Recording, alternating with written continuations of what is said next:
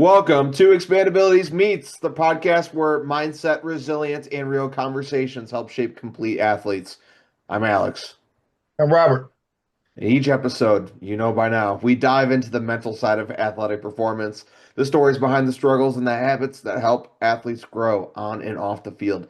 Thanks for being here. Let's expand our abilities together. Rob, let's get into it. So, you had a wrestling tournament today, right? I did. Yes, I did. Would you like to talk about it? Do I want to talk about it? I've been thinking about it ever since I left the gym. And what have So, you what have you been thinking about? What's been pondering in that brain of yours? how we could finish in fourth place out of 24 teams and not come home with a trophy. Did the amount of teams increase since you and I coached together? Because I feel like I, there used to be like 17. yeah, I mean, I say 24. It was at least 20. A couple of teams dropped out because of the weather. Oh yeah. It was probably packed. I mean, between those two gyms. Yes, it was definitely packed. Definitely at least 20 teams there. But So say 24 makes it sound better. why do you think you came in fourth? Tell everybody why do you think you came in fourth place? Because of the topic. Quitting, Quitting. quitting. There's Quitting. many aspects of quitting and a mental part of quitting. So yes, There were moments where you just sit back, relax, with your hands behind your head, like, oh man, just let them do whatever they want. yes, I had many of those episodes today, and to keep myself mentally focused in the match and not lose my brain, I had to put my hands behind my back, behind my head, and sit back in my chair and just watch my wrestlers compete. You know, it must have not been that good because you have a voice. Oh If it yeah. if it was a positive experience, you'd be voiceless right now. Overall, however, I do want to say I think I had 7 or 8 guys place. So Really. yeah, Seven, eight but guys placed, but as a team, you're fourth. Who came in fourth? Was it the arch enemy that came in first? uh, well, Bloomington came in Okay. first. Their Okay. tournament So it sounds kind of rigged since they held the tournament, right? held the tournament, and they had 2 teams in the tournament: Well, that's not fair. Team A, Team B. I mean, Team A, Team B, so they just have that many wrestlers. no, they do for sure. So, okay, well, I mean, I can't fault them for that. It doesn't matter. You should go out there and On to the compete. next one. On to the next one, Roberto. On to the next one. But other than Um, that, it was a good day overall. I have to admit, I can't. I don't have sour grapes. Sour grapes. It was just sometimes it was just disappointing watching some of my wrestlers quit. I don't want to say quit, but just stop really trying. So quit. Explain the quitting process in relation to your wrestlers. When they're out there competing and they get to a point where they are so frustrated and their mind just goes blank. Uh, The to me, blankout moments, like what we right, talked about last time. yeah, as I'm observing, it seems like their mind has gone blank, like they do not know what to do next. So that's one way I would explain the quitting part, but the other quitting part would be more so just them being tired. Yeah, They're being outworked, right? Where it's like, I'm just gonna roll over and end this thing, and that way I could just get off the mat and go home. yeah, It's like the story I told you, and I had a kid on my wrestling team who didn't want to go to the conference meet because he was like, I don't want to wake up at 5 o'clock in the morning. yeah, And yeah. I'm like, are you kidding me? Like you're literally like you're in the lineup. I put you in the lineup to wrestle for conference, and you don't want to go because you don't want to wake up at 5 o'clock in the morning. Are you kidding me? It's Yeah, like Yeah, that's exactly what I'm saying. I'm like, you got it. Okay. All right. Well, I don't want you there anyways. Bye. Yeah. Uh, I mean, today I had two wrestlers show up like late. Fortunately, they let them wrestle because of the weather. So they blamed it on the weather, but really they just woke up late and just didn't get there on time. you guys didn't take a bus? It's in Bloomington, I Bloomington High know. School. I know. But No, I thought you'd take a bus together. Why not? It's a good team atmosphere, team bonding at 6 o'clock in to, the morning. to drive 4 miles. You got to drive past the middle school just to come back to there, right? Right. Yeah. Yeah. Um, but I guess with quitting, it's not just more so quitting on the mat or on the field, it's also quitting off the field, where it's like, Yeah. are you putting in the work outside of your competitive environment? Not just that, but are you going to stick with it? That was kind of an issue we had. So some of my football players who I've coached in the past, they quit wrestling this year. They chose not to do it. Their reasoning was simply they've had enough of it. They not to toot their own horns, but they traveled around the country and did all these big tournaments, and they just Yeah. felt like it was time to hang up the shoes, right? Yeah. And totally get it, totally get it. Um, I feel like we're kind of in an age now where you're finding less and less multi-sport athletes, Mhm. and you're finding people who say, "Hey, I just want to commit to one sport," but at the same time, it's like you're quitting all these other sports. Yeah. And if you want to move on to that next level, I mean, I've spoken with a number of college coaches, and they always like the multi-sport athletes. So, Yeah. do you feel like we're entering a new age where it's like a quitting culture, where it's like individuals just have had enough? I don't know. I mean, I was from a different time. You were from a different time, where it's like we actually worked for something. We wanted to do sports. We wanted to do things outside of our respective areas, right? So if both of us Yeah. were big into football, we wanted to do other things too. Where it's just kind of like there's no way these kids are devoting all of their time towards just one sport, right? So it's Right. like, what do you think's going on, man? Well, in my time, when I was competing, Which was a long, long, long time ago. we were encouraged to be multi-sports athletes. Well, yeah. So, So so were I we. well, not as much as my culture It's true.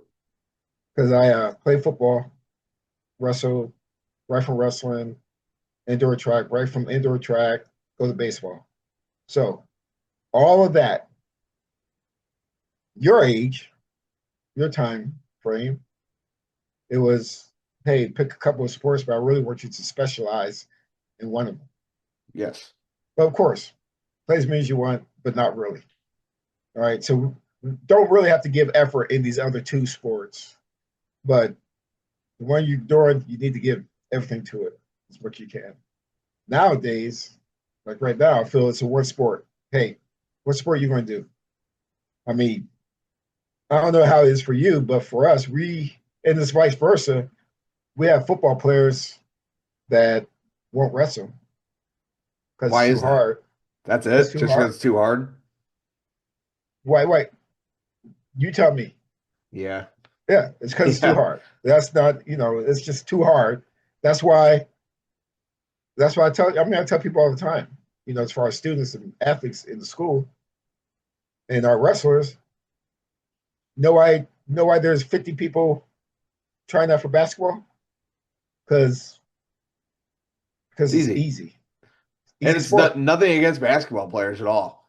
No, I mean, if that's truly what your passion is, and I mean, a lot of yes, basketball players also spend, I mean, you think about it, they it's spend a lot. They spend a lot of time on their craft.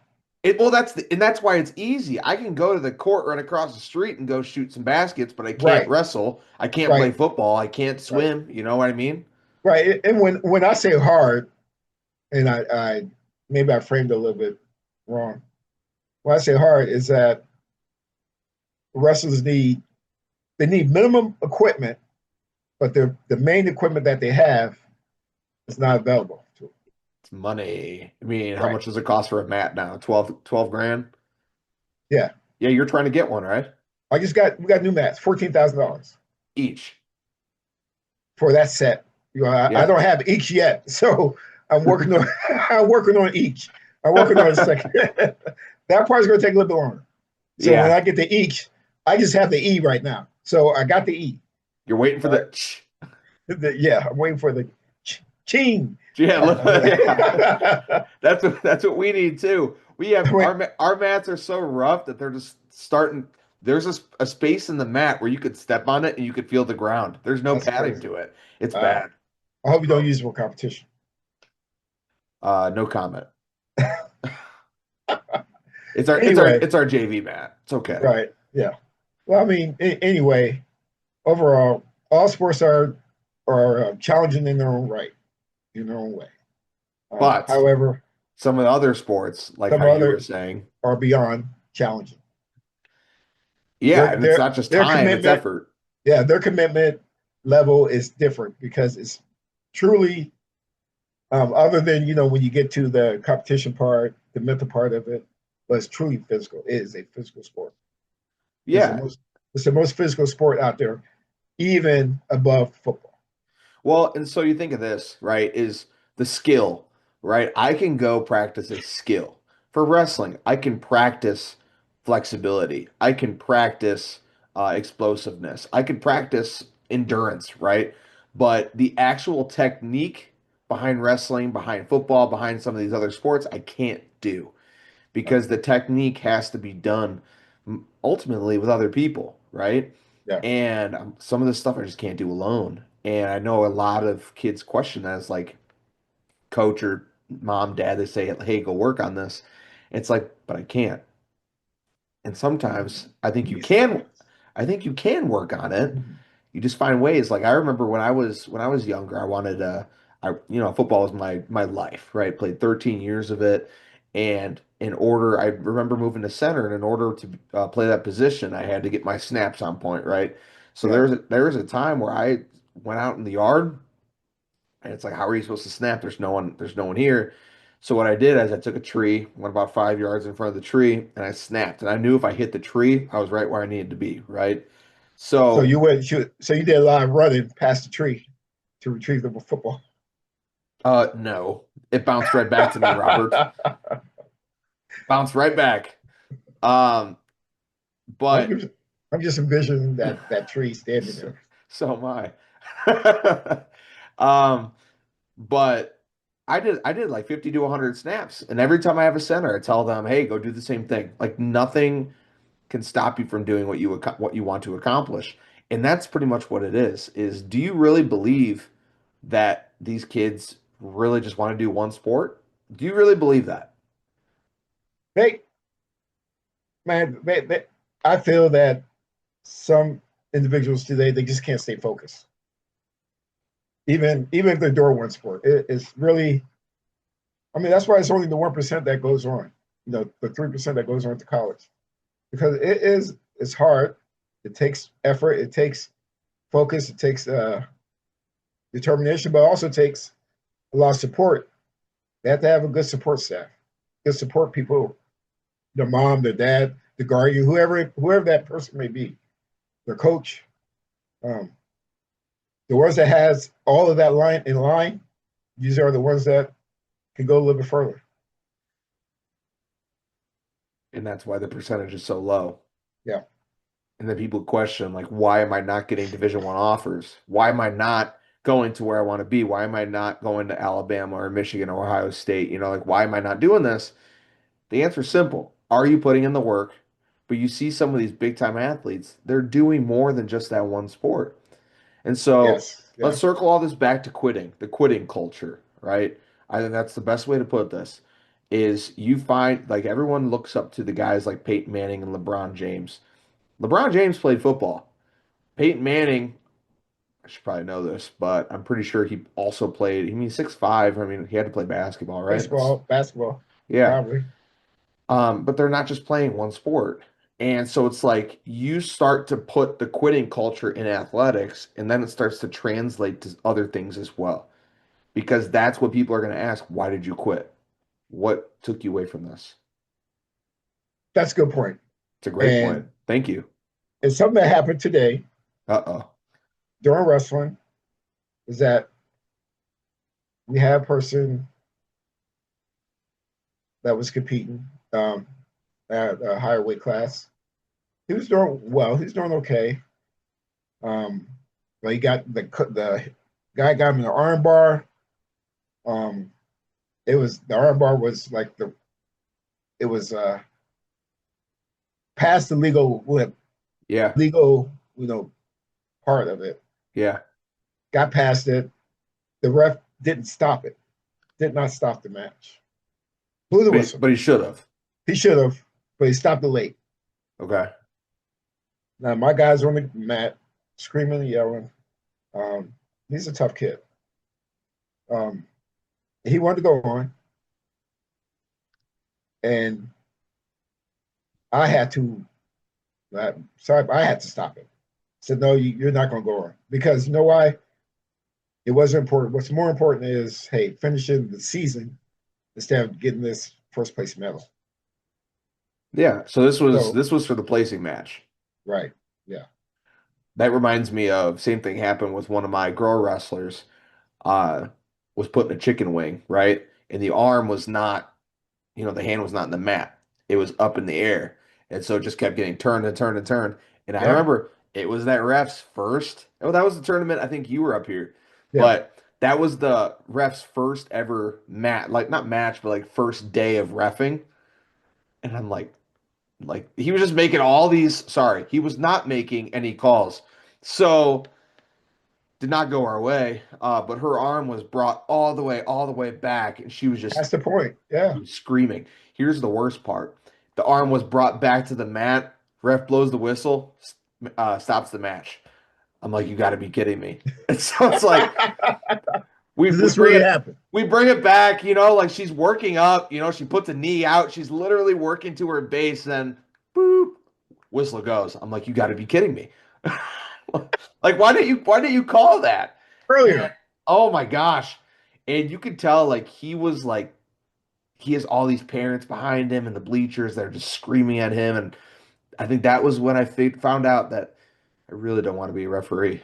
Uh, But yeah, I mean, I'll be honest. When I walked to the mat, I gave him that look like, dude, you just hurt our wrestler. yeah, The other guy didn't. The ref did because he was slow in the job. but they're So he's slow in blowing the job, blowing the wrestler. I mean, what? he was slow blowing the whistle. Uh, okay.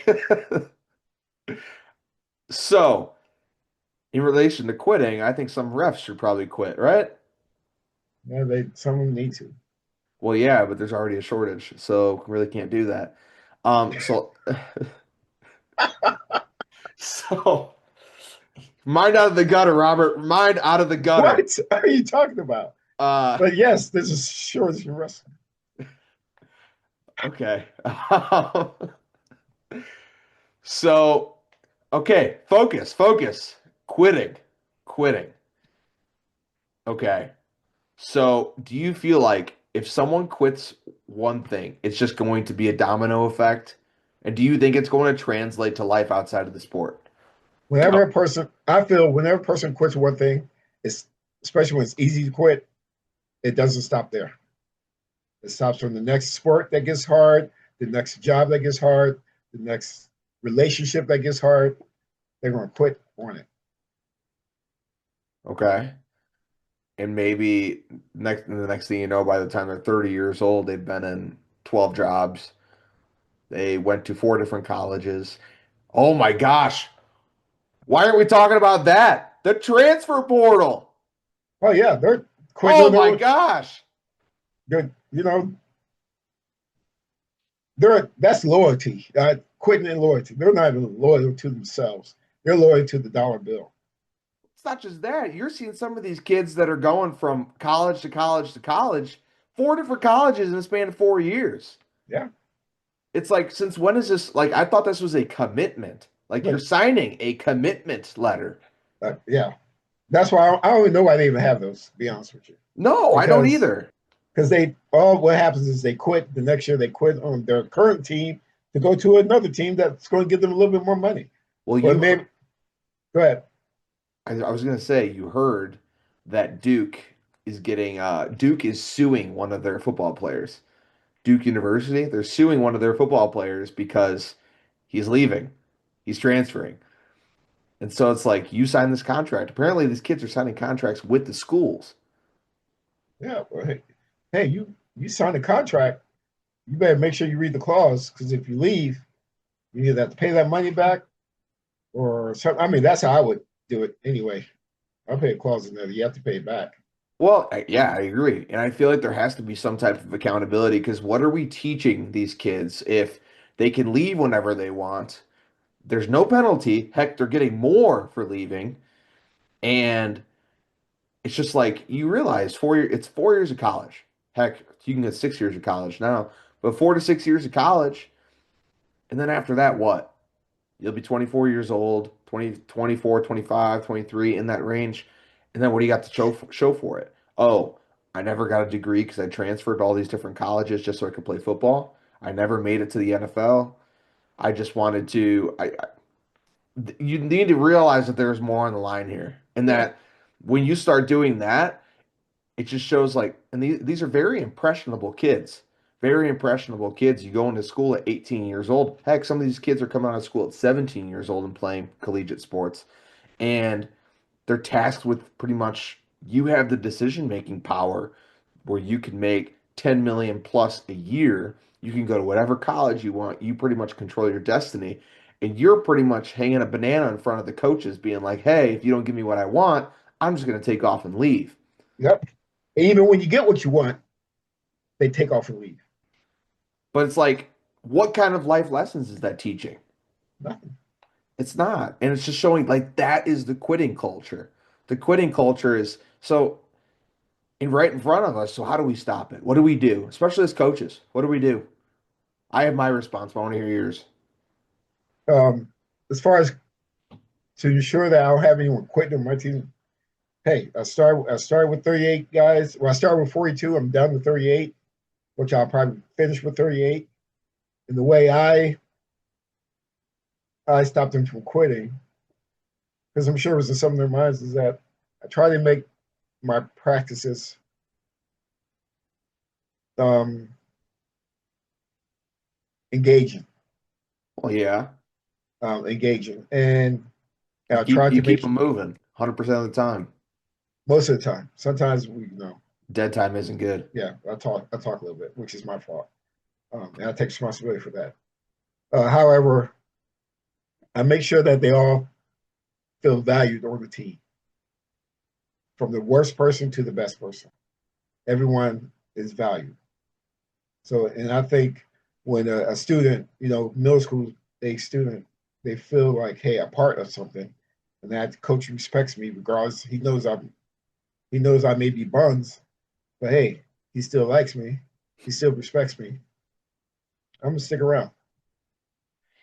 I think that you and I are thinking alike, right? So that's exactly what I think of is you got to love them. You got to be there for them. Yeah, You got to be that level of support. That is what gets kids to stay involved in the sport. It's not necessarily them it's not necessarily their athletic ability, how good they are, right? How right. bad they are. I mean, heck, I've seen kids who are absolutely awful at that sport, but they stay in it because of the camaraderie, because of the coaches, right? Yeah, I've also seen the other end where kids quit because of the coaches. So you really think of the coaches' impact in all this, it's center. You know, it's the main vocal point of this is if you have a solid coach who believes in you, who creates a solid culture for you to believe in and for you to stay in, they're going to stay, yeah, regardless if they really want to or not. And I feel like if you provide that atmosphere, like I have a kid, um, he's open about wrestling, hates it. He told me the other day, he said, Coach Dog, I hate wrestling. And I'm like, okay. But meanwhile, he's wrestled for me for 2 years. He's gonna wrestle next year. yeah. He loves the atmosphere. I coach him in football too, so he sees me all over the place, right? And so it's just like some of these kids are so centered on just the environment where it's like that alone can really impact someone's decision making. Yeah, hey, I tell you what, I send a number of kids to high school, but there's always three or four of them that coach. I'm not going to wrestle for anyone else. Now, I'm going to high school, but I'm not going to wrestle. I say, why not? Because you make it fun. You make it enjoyable. Yeah. I don't belittle anyone. So, and when I get to high school and I see those guys, hey, you wrestle? No, why not? Because it's not like you, coach. It's not like, it's different. So have they ever asked you if you're going to the high school? Because a lot of these kids always think that you're going to go to the high school with them. Yeah. Like kids the other day were like, "Hey, you're going to be coaching at high school next year, right? For this." And I'm like, Well, well, the one guy's his sister, she goes to high school next year, and hmm she wants me to go with her. And she's not wrestling yet. Hopefully, she will be cleared by regionals because she would give me some points for trying to get this first regional plaque. But So she wants me to go to high school. Say, I that's not my idea. That's not my cup of tea. Football, yes, but not wrestling. I feel like you could though. I mean, that's the thing. You can give yourself the challenge of doing it. Mm-hmm. Maybe taking a small wrestling program and turn it around. Yeah, I mean, I know I could. I know I I know could. you could too. Well, I mean, I know you talked about starting a like a gym, right? Because I I know, want to do that so bad. well, I mean, the whole reason we're in this is because of the clientele, right? It's not about, I mean, heck, it's definitely not for the politics, that's for sure. Yeah, But or the like, it really just comes down to the support. It comes down to, what we can provide to help kids, I mean, live a better life, but also learn those lessons that maybe they're not learning in other places. Because really, that's the point of athletics is just making sure that we can promote ideals and values that will stick with these kids for life. yeah, for sure. It's Um, definitely. it's a good conversation. Yep. So, with that being said, this was a good one on quitting culture. I think we can always cover it again. I think even with a guest sometime. Yeah, Um, hopefully. I mean, somebody that quit. or someone who knows someone that quit. Yeah, Uh, Maybe someone close to them, and then they talk about their story. I don't, whatever. we'll figure it out. Sky's the limit. One cool thing uh, sh- is we started a Patreon account, right? So we started a Patreon account, and the whole point of Patreon is to promote this stuff, what we do here, and what we put on that account is um, we put all our episodes. So if you guys want to look at a different platform for our Expandabilities Meets episodes, that would be it. It would be the video version. Um, we also have a membership community that we just launched called the Meets Collective. And the Meets Collective simply is you'd have access to exclusive content and videos where we talk about maybe deeper conversations that we don't normally talk about here. It could be shorter videos, simple things that you can share. You also have access to resources, mental health and resilience resources, which we're really excited for. Right, Rob? I could just tell you're pumped for it. Hey, I am so pumped for Patreon. So pumped for all these additives to our platform. And that's where everybody can get the guest uh, meets as well. So we can do group meets, we do shout outs, things like that. So it's really an opportunity to grow this and what we're doing, grow the Expandabilities brand, be a part of the Meets Collective. It's just $5 a month. So it's really affordable and it would just be an opportunity to continue to grow what we are starting here. And we love doing this. We wouldn't do it if we didn't. So um, it's definitely a big deal, and we feel like there's a lot more to be done, and we feel like we can make a difference in the lives of a lot more people. So um, definitely follow us there. Follow us on YouTube. You can catch our podcast anywhere where you listen to podcasts. Um, Join the Meets Collective. Visit our website www.expandabilities.com. Email us if you're interested in being on. That's info@expandabilities.com.